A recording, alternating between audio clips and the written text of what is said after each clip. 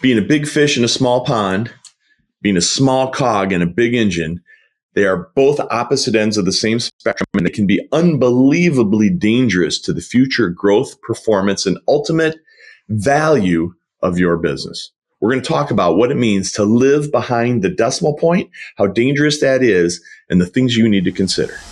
Welcome to Future Zeros, a series focused on growing and monetizing your financial advisor practice with minimum risk and maximum value, adding zeros to the bottom line today and when it's time to monetize your practice. Your host is Mike Walters, CEO of USA Financial. He is an investment advisor representative of, and securities are offered through USA Financial Securities, member FINRA SIPC, a registered investment advisor. Have you ever experienced living behind the decimal point? It's a phrase I kind of coined off the cuff talking to a large advisor group that was kicking the tires here on joining USA Financial. And I'm talking to the CEO of that company.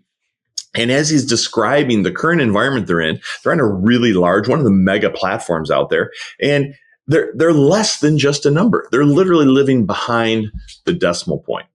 And because of that, their business is faltering. Because just like we learned through COVID, when you get isolation, there's all kinds of negative emotional effects that come with that. Well, from a business perspective, from a CEO perspective, from a business owner perspective, there's kind of this parallel effect that can take place where if you're dealing on a daily basis in your business in an environment where you feel like you're behind the decimal point, you're just a number, there's all kinds of issues that impact your business. So just like a person can end up with, decreased self-worth and identity, increased feelings of helplessness, emotional disconnection, increased stress and anxiety, motivational decline, cognitive dissonance, burnout. All of those are the emotional individual risks of feeling like a number. But when your business is just a number, your business experiences those things as well. So just like mentally being another number can cause, emotional numbness, decreased motivation, anxiety, stress, can kill performance for you as an individual. It does the same thing with a business. Why do I mention such things? Well, twofold.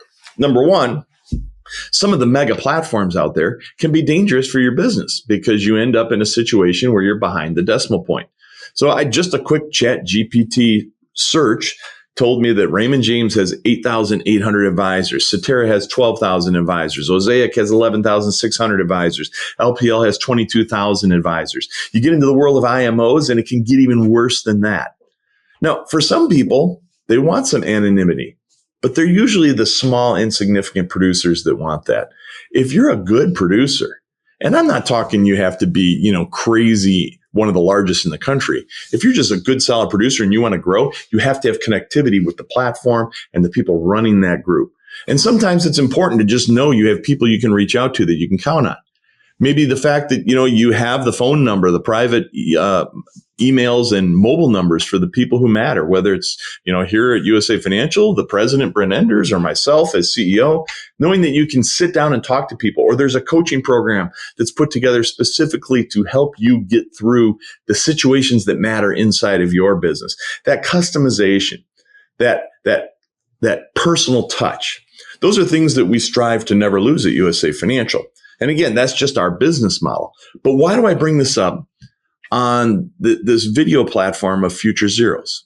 So the reason is because whenever you're talking about mergers, acquisitions, succession, transition, taking chips off the table, all these various topics that we talk about at Future Zeros, whenever you're doing that, a lot of people think it's all about the math. And the math's important, don't get me wrong, but it's really all about the culture. If you're not operating in a culture that fits your business will never be successful. That's true not only when you're running it on a day-to-day basis, but it's equally true in the transition process. What is it going to look like? If I take some chips off the table and I'm going to be partnering with this group for the next 5 years, I need to have a cultural fit so that I can grow it faster in the next 5 years than I did the last 5 years, and I can make the second bite of my apple bigger than the first bite.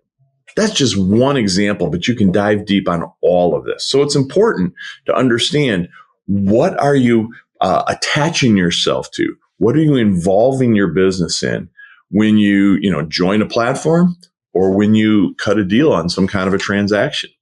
So we help people walk through all of those steps. We do all kinds of coaching and consulting for groups who are trying to navigate that piece of their practice. Because again, keep in mind, the most valuable asset you own is likely the business that you're running.